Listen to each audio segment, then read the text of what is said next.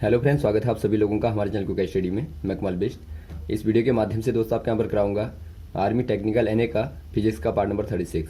यानी दोस्तों यहाँ पर आपको मिलेगा भौतिक विज्ञान का भाग नंबर 36। इससे पहले दोस्तों आपको 35 भाग कराए जा चुके हैं, जहाँ पर आपने महत्वपूर्ण क्वेश्चन देखे। और आज यहाँ पर आप देखेंगे पार्ट नंबर 36, जहाँ पर आपको दोस्तों ओल्ड क्वेश्चन मिलेंगे, यानी पुराने क्वेश्चन जो आपके बार बार पूछे गए हैं। इन क्वेश्चन को यहाँ पर आप आराम से देखेंगे और जो भी क्वेश्चन यहाँ पर आपको मिलता है दोस्तों, आप लगातार सारे क्वेश्चनों को नोट करते रहेंगे। तो आइए शुरू करते हैं, क्वेश्चन को देखते हैं। आराम से आप कॉपी और पेन निकाल लेंगे और जो भी क्वेश्चन यहाँ पर मिलते हैं सारे क्वेश्चनों को लगातार नोट करेंगे।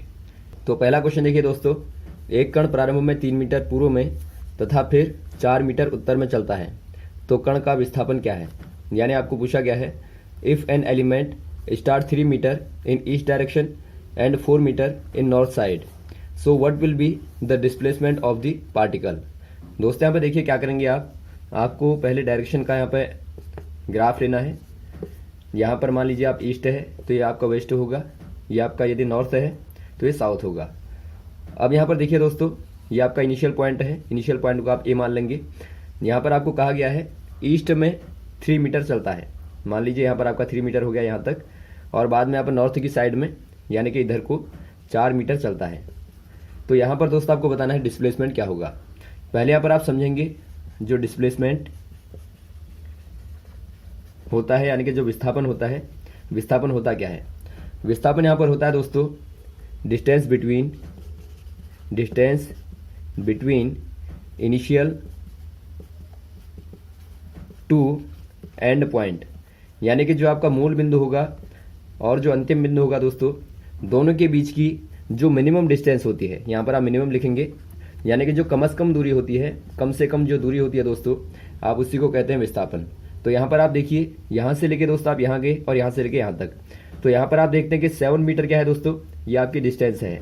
यदि आपको दूरी पूछी जाती तो यहाँ पर आप कह देंगे 7 मीटर, लेकिन यदि आप बात करें विस्थापन की तो यहाँ पर आपको मिनिमम डिस्टेंस निकालनी है। मिनिमम क्या होगा दोस्तों, ये आपका इनिशियल पॉइंट है, बी आपका एंड पॉइंट है, तो यहाँ से लेके यहाँ तक जो आपकी डेस्टिनेशन होगी, ये दोस्तों क्या हो जाएगी, ये आपका डिस्प्लेसमेंट हो जाएगा, यानी ये आपका विस्थापन होगा। तो आप इसको कैसे निकालेंगे, यहाँ पर आप देखिए फिगर को आराम से बना लेंगे। यहाँ पर आप देखते हैं दोस्तों, ये आपका 3 मीटर है और 4 मीटर है ये वाला। तो आप क्लियर देखते हैं, यहाँ पर दोस्तों एक प्रकार का आपको राइट एंगल ट्रायंगल मिलता है, यानी कि आपको समकोण त्रिभुज मिलता है। और यहाँ पर आप अप्लाई कर देंगे पाइथागोरस थ्योरम को। तो यहाँ से लेके यहाँ तक का जो कर्ण होगा, यानी कि जो आपकी हाइपोटेनस होगी दोस्तों, कर्ण का स्क्वायर बराबर आधार का स्क्वायर और प्लस लंब का स्क्वायर। तो यहाँ से आप देखते हैं 25 मिलेगा आपको, यानी कि कर्ण बराबर क्या हो जाएगा दोस्तों, √25, यानी कि 5 आपको यहाँ पर मिलेगा। तो यहाँ पर आप देखते हैं दोस्तों, यहाँ से लेके यहाँ तक की दूरी क्या हो जाएगी, 5 मीटर हो जाएगी। तो आप देखते हैं ऑप्शन नंबर ए वाला, तो ए वाले में आप टिक करेंगे। अगला क्वेश्चन देखिए दोस्तों, फाइंड आउट एक्सेलरेशन, यानी आपको त्वरण बताना है। यहाँ पर देखिए दोस्तों, आपको एक पुली दी है, दोस्तों, यानी कि आपको एक घिरनी दी है और घिरनी में आपको त्वरण बताना है क्या होगा। यहाँ पर क्या करेंगे दोस्तों, आप पहले फिगर को बनाएंगे। यहाँ पे देखिए इस प्रकार से आपको पुली दी है और यहाँ पर एक मास M1 यहाँ पर लगा है और M2 मास यहाँ पर लगा है। M2 का मान दोस्तों 5 किलोग्राम है और M1 का मान है 3 किलोग्राम। और यहाँ पर देखिए टेंशन लगता है अंदर की ओर T, और यहाँ पर टेंशन लगता है ऊपर की ओर T। और यहाँ पे देखिए एक्सेलरेशन की डायरेक्शन, यानी कि जो त्वरण है, त्वरण की दिशा दोस्तों यहाँ पर आपको दिखती है नीचे की ओर और यहाँ पर आपको दिखती है पुली की ओर। तो यहाँ पर आपको निकालना है जो त्वरण का मान होगा, यानी कि जो एक्सेलरेशन का मान होगा दोस्तों क्या होगा। यहाँ पर आप क्या करेंगे, देखिए आप दोनों के लिए इक्वेशन बनाएंगे। यहाँ पर आप देखते हैं जो पुली है दोस्तों, पुली क्या है, यहाँ पर बैलेंस कंडीशन में है, यानी कि यहाँ पर संतुलित है। तो यहाँ पर आप क्या करेंगे, यहाँ का और यहाँ का दोस्तों दोनों का यहाँ पर क्या निकाल लेंगे, आप फोर्स निकालेंगे। और फोर्स इक्वल टू क्या होता है आप जानते हैं, यदि आप देखें फोर्स इक्वल टू दोस्तों न्यूटन के सेकंड लॉ से, तो F इक्वल टू होता है ma, यानी कि यहाँ पर आप करते हैं मास इंटू एक्सेलरेशन। तो यहाँ पर देखिए पहली वाली इक्वेशन से यदि आप देखें दोस्तों, जो टोटल फोर्स होगा पहली वाली कंडीशन में वो आपका ma होगा, M1a यहाँ पे, और बराबर क्या होगा दोस्तों, यहाँ पर आप देखते हैं टोटल फोर्स कितने लग रहे हैं। यहाँ पे पहला आप देखते हैं जो ऑब्जेक्ट M1 है, यानी कि जो M1 मास है दोस्तों, इसका वेट यहाँ पे M1g होगा, यानी कि ये आपका फोर्स लगता है बाहर और साथ में टेंशन। यहाँ पर आप थोड़ा सा ध्यान देंगे, जो आपका साइन यहाँ पर आएगा माइनस या प्लस, तो इसके लिए आप देखेंगे दोस्तों जो टेंशन है उसकी डायरेक्शन कहाँ को है। यहाँ पर आप देखते हैं आइसोलेशन दोस्तों आपका अंदर की ओर है और टेंशन भी आपका अंदर की ओर है, तो यहाँ पर आप यहाँ पे टी को पॉजिटिव लेंगे। यानी कि यहाँ पर जो टोटल फोर्स लगता है दोस्तों वो आपका M1A इक्वल टू क्या होगा, M1G plus T, equation number 1। वैसे आप इक्वेशन नंबर 2 निकालेंगे। यहाँ पर आप देखते हैं दोस्तों नीचे की ओर जो यहाँ पर लग रहा है, यहाँ पे M2A यहाँ पर लगता है और इक्वल टू क्या हो जाएगा, यहाँ पर दोस्तों आपका वेट जो है वेट आपका M2G हो जाएगा। और टेंशन आप देखते हैं दोस्तों, टेंशन ए की अपोजिट डायरेक्शन में है, यानी कि माइनस आप टी लेंगे, इक्वेशन नंबर 2। तो आप दोनों ही इक्वेशनों को दोस्तों सॉल्व कर देंगे। यहाँ पर देखिए M2 का मान आपको दिया है 5 किलोग्राम, M1 का मान है 3 किलोग्राम, तो इनके आप मानों को रखेंगे और इक्वेशन को आप सॉल्व कर देंगे। पहली इक्वेशन में आप देखिए यहाँ पे 3A इक्वल टू 3G और प्लस टी। इक्वेशन नंबर 2 में यहाँ पे 5A equal to 5G minus T. दोनों इक्वेशनों को दोस्तों यदि आप ऐड कर दें, यानी दोनों को यदि आप जोड़ दें, तो यहाँ पर आप देखेंगे टी से टी कैंसिल आउट हो जाएगा और ये आपका जोड़ के 8G बनेगा और यहाँ पे 8A। और आप जानते हैं दोस्तों G का मान यहाँ पर आप कैलकुलेशन के लिए 10 मीटर पर सेकंड का स्क्वायर ले सकते हैं, तो यहाँ पर आप 10 पुट कर देंगे, तो 8A इक्वल टू 8 इंटू 10 और यहाँ पे A इक्वल टू हो जाएगा दोस्तों 8 से 8 कैंसिल आउट, यानी कि 10 मीटर पर सेकंड का स्क्वायर। यानी यहाँ पर आप देखते हैं त्वरण का मान जो होगा वो दोस्तों यहाँ पे क्या हो जाएगा 10 मीटर पर सेकंड का स्क्वायर। अगला क्वेश्चन देखिए दोस्तों, सरल लोलक का आवर्तकाल दोगुना होगा जब, यानी आपको पूछा गया है time period of a simple pendulum becomes 2 time when. दोस्तों यहाँ पे देखिए जो सिंपल पेंडुलम होगा, मान लीजिए यहाँ पर आपने कोई बेस लिया और यहाँ से आपने कोई पेंडुलम को लटका दिया। अब यहाँ पर आप यदि थोड़ा सा फोर्स करेंगे तो आपको इस प्रकार का मोमेंट दिखेगा। यहाँ से लेके यहाँ तक दोस्तों, और यहाँ से लेके यहाँ तक आने में जो टाइम लगता है इसे आप कहते हैं टाइम पीरियड, यानी आवर्तकाल कहते हैं। टी इक्वल टू होता है 2 पाई अंडर रूट, यदि आप एल लेंथ मान लें दोस्तों इसकी, तो एल अपॉन जी, जहाँ पर जी ग्रेविटी है और एल क्या है दोस्तों, ये आपकी लेंथ है, जो आपने यहाँ पर स्ट्रिंग ली होगी इसकी लेंथ यहाँ पर एल है। तो यहाँ पर आप क्या क्लियर देखते हैं दोस्तों, जो टी है टी आपका डायरेक्टली प्रोपोर्शनल होता है रूट एल के, यानी कि यदि आप दोस्तों टी को दोगुना करना चाहें तो आपको एल को 4 गुना करना पड़ेगा, क्योंकि आप देखते हैं एल आपका अंडर रूट के अंदर है, यानी कि आप अंडर रूट 4L करेंगे तो आपको मिलेगा 2 रूट एल, यानी कि यहाँ पर जो आपका टी होगा वो आपका 2 टाइम हो जाएगा। तो यहाँ पर आप टिक कर देंगे। ऑप्शन नंबर कौन सा दिखता है, बी वाला, लेंथ विल 4 टाइम्स, यानी कि दोस्तों लंबाई 4 गुनी होनी चाहिए, तो ही यहाँ पर आपको टी जो है 2 गुने में दिखेगा। नेक्स्ट क्वेश्चन देखिए दोस्तों, किसी परमाणु में प्रोटॉन तथा डैडेस समान होते हैं, यानी आपको पूछा गया है प्रोटॉन्स एंड डैडेस are equal in an atom. दोस्तों यहाँ पे देखिए कोई आप एटॉम लें, खास तौर पर जो आपका न्यूट्रल एटॉम होता है, यानी उदासीन जो परमाणु होता है दोस्तों, वहाँ पर आप हमेशा देखेंगे number of protons equal to होता है नंबर ऑफ इलेक्ट्रॉन्स। यानी कि दोस्तों आपने मान लीजिए हाइड्रोजन को ही ले लिया, तो यहाँ पर आप क्लियर देखते हैं 1 इलेक्ट्रॉन 1 प्रोटॉन। वैसे आप हीलियम को ले लें तो यहाँ पर आप क्लियर देखेंगे दोस्तों 2 प्रोटॉन और 2 इलेक्ट्रॉन होते हैं। तो यहाँ पर आप कह देंगे दोस्तों बराबर क्या होता है, हमेशा ही ये आपका नंबर ऑफ इलेक्ट्रॉन्स होता है। यदि आप दोस्तों इसको आयनाइज कर दें, एटॉम को यदि आप आयनाइज कर दें तो यहाँ पे क्या होगा, मान लीजिए आपने H को आयनाइज किया पॉजिटिवली, तो यहाँ पर आप देखते हैं दोस्तों पॉजिटिव कहने का मतलब है H ने एक इलेक्ट्रॉन को क्या कर दिया, यहाँ पर डोनेट कर दिया, यानी कि यहाँ पर दोस्तों 0 इलेक्ट्रॉन हो जाएंगे और 1 प्रोटॉन हो जाएगा। तो ऐसी कंडीशन में आप इसको कहते हैं इलेक्ट्रो पॉजिटिव, यानी कि वैद्युत धनात्मक कहते हैं। वैसे दोस्तों यदि आप H नेगेटिव कर दें तो यहाँ पर आप देखते हैं कि 1 इलेक्ट्रॉन यहाँ पे H ने ऐड कर लिया, यानी कि पहले से आपका 1 था और एक और जोड़ दिया दोस्तों, तो यहाँ पर 2 इलेक्ट्रॉन हो जाएंगे नेगेटिव वाले और एक यहाँ पर आपका प्रोटॉन पॉजिटिव वाला, यानी ऐसी कंडीशन में यहाँ पे आपका इलेक्ट्रो नेगेटिव हो जाएगा।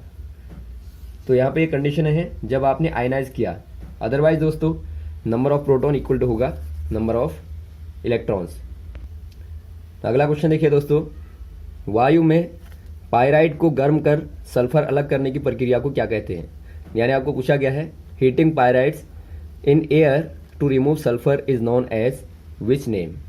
दोस्तों यहाँ पे देखिए जो पायराइट होता है, पायराइट दोस्तों आयरन का एक और होता है, यानी एक प्रकार से अयस्क होता है। यानी यहाँ पर दोस्तों यदि आप देखेंगे तो 46 से लेकर 47% तक आयरन पाया जाता है। तो यानी कि यहाँ पर आप देखते हैं दोस्तों जो यहाँ पे पायराइट है एक प्रकार से क्या है, मिनरल है, यानी खनिज होता है। और खनिज में आप जानते हैं दोस्तों क्या रहती है, इम्प्योरिटीज़ रहती हैं, यानी कि यहाँ पर अशुद्धताएँ रहती हैं। तो यदि आपको यहाँ पे आयरन को निकालना है तो पहले दोस्तों आपको क्या करना पड़ेगा, आपको इसको प्योर करना पड़ेगा। तो इसको प्योर करने की दोस्तों यहाँ पर अलग अलग मेथडें होती हैं, यानी कि जो एक्सट्रैक्शन की मेथडें होती हैं दोस्तों, यानी शुद्धिकरण की जो विधियाँ होती हैं, उनमें से एक यहाँ पर होती है रोस्टिंग। रोस्टिंग में क्या होता है देखिए, रोस्टिंग कहें या फिर दोस्तों आप इसको कहते हैं भर्जन। भर्जन में दोस्तों यहाँ पर आप ड्राई एयर में यहाँ पे जो खनिज होगा यानी कि जो मिनरल होगा इसको आप गर्म करते हैं। यहाँ पे जो टेम्परेचर होता है दोस्तों बेसिकली वो आपका 800 से लेके 900 डिग्री सेंटीग्रेड तक होता है, यानी यहाँ तक आप गर्म करते हैं। तो यहाँ पर जो सल्फेट होते हैं दोस्तों, जो पायराइट होगा यहाँ पर आप देखेंगे पायराइट में आयरन और सल्फर होता है, यानी आप देखेंगे यहाँ पर आयरन और दोस्तों गंधक होता है, आप नॉर्मली इसको लिखते हैं FeS2। तो यहाँ पे देखिए जो सल्फर होगा एक प्रकार से इम्प्योरिटी के तौर पर होता है। तो यदि आप दोस्तों रोस्टिंग करते हैं पायराइट की, जो सल्फाइड होते हैं ये कम्प्लीटली कन्वर्ट हो जाते हैं ऑक्साइड में और आराम से आप इसको अलग कर लेते हैं।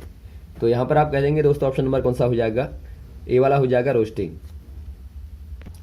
नेक्स्ट क्वेश्चन देखिए दोस्तों, एक अर्धचालक का ताप जब बढ़ाया जाता है तो इसकी प्रतिरोधकता पर क्या प्रभाव पड़ेगा।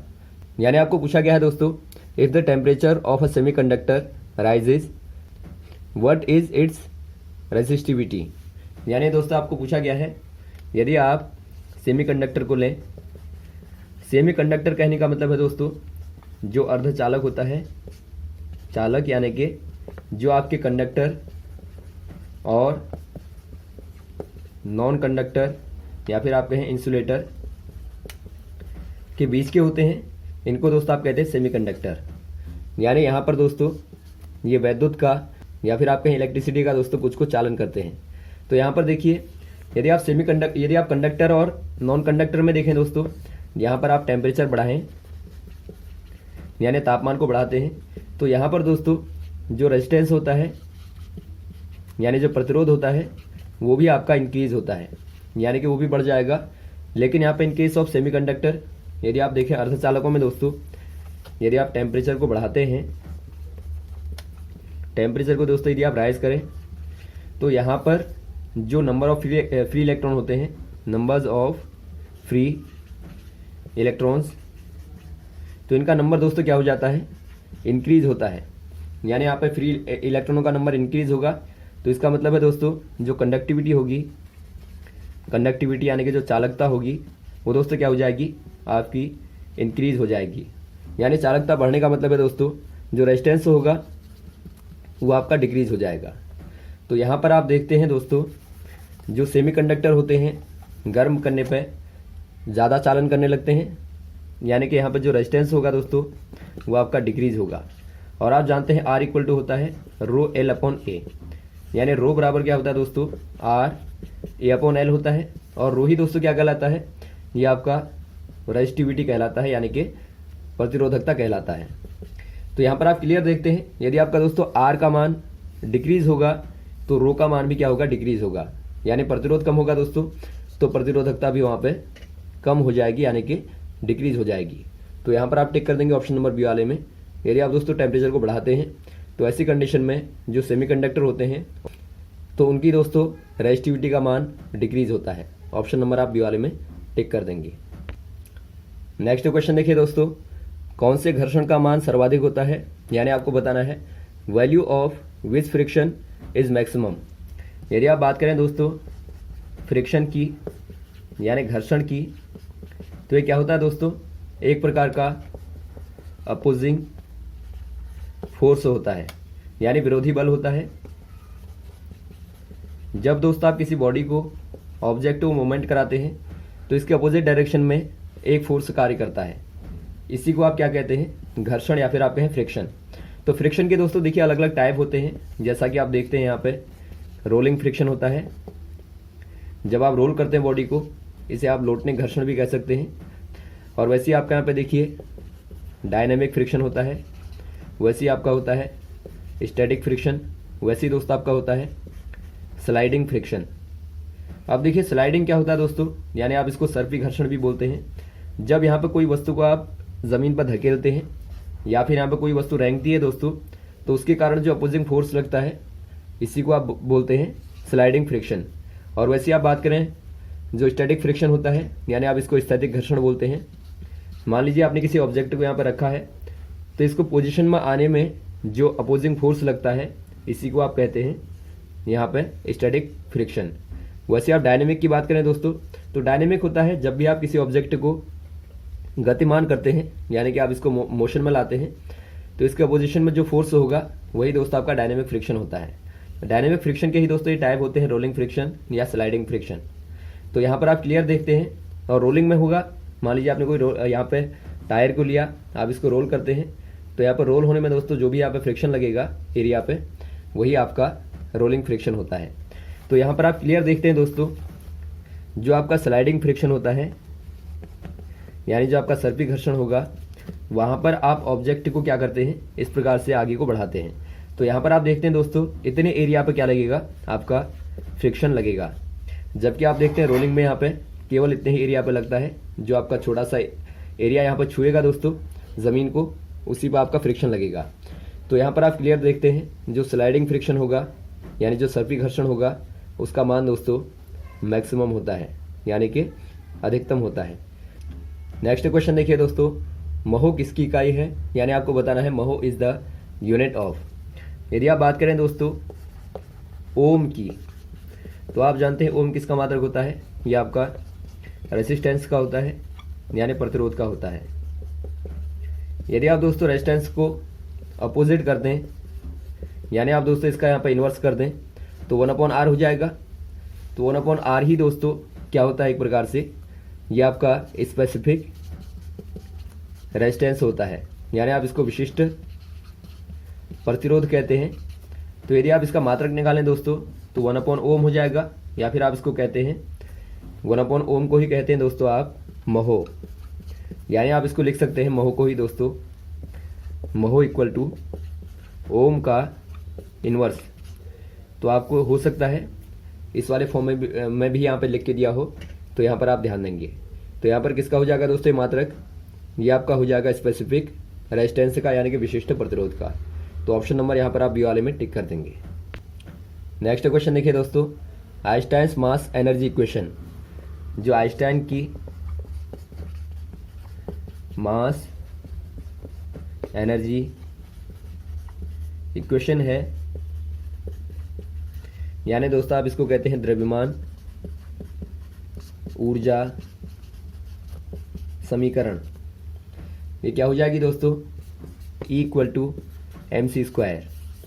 यहाँ पे देखिए आइंस्टाइन ने यहाँ पे इमेजिन किया, यदि आप मास को एनर्जी में कन्वर्ट कर सकते हैं, तो एनर्जी को भी दोस्तों आप मास में कन्वर्ट कर सकते हैं। तो यहाँ से ही ये वाली आपकी इक्वेशन आई मैथमेटिकली, जहाँ पर E इक्वल टू दोस्तों, E यहाँ पे क्या है दोस्तों, एनर्जी है, m इक्वल टू मास है, और C क्या है दोस्तों, ये आपकी प्रकाश की चाल होती है, यानी कि 3 × 10⁸ मीटर पर सेकेंड। ये दोस्तों आपके यहाँ पे स्पीड है। तो यहाँ पर आप कह देंगे दोस्तों ऑप्शन नंबर सी वाला राइट होगा। तो यहाँ तक के दोस्तों क्वेश्चन को आप तैयार करें। उम्मीद है आपको क्वेश्चन अच्छे लगे होंगे, और भी इस प्रकार के क्वेश्चन आपको लगातार बताते रहेंगे, हमारे साथ भी बने रहेगा। यदि आपको दोस्तों वीडियो अच्छा लगा तो आप ज़रूर लाइक करें, शेयर करें, ताकि अधिक से अधिक लोगों तक पहुँचे। Okay, thanks. जय हिंद, जय भारत।